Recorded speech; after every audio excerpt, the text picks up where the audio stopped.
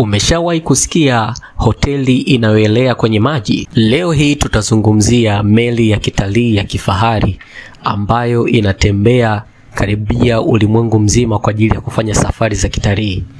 Meli hii kwa Kiingereza wanaita cruise ship. Meli hii ni kwa ajili ya safari za majini, lakini pia inakupa nafasi ya kuishi maisha ya luxury.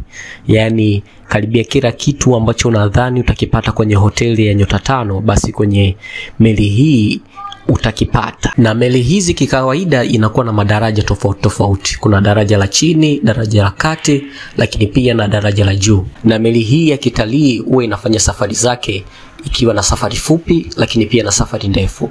Kuna safari za kuanzia siku 3 mpaka siku 5, lakini pia kuna safari za siku 7 mpaka na siku 10. Mfano, umepewa nafasi ya kuingia kwenye meli hii. Unatamani kutembelea maeneo gani, lakini pia ulitamani uwe na nani katika safari yako? Toa maoni yako kwenye comment na usisahau kutufollow page yetu ya Stories za Kitaa.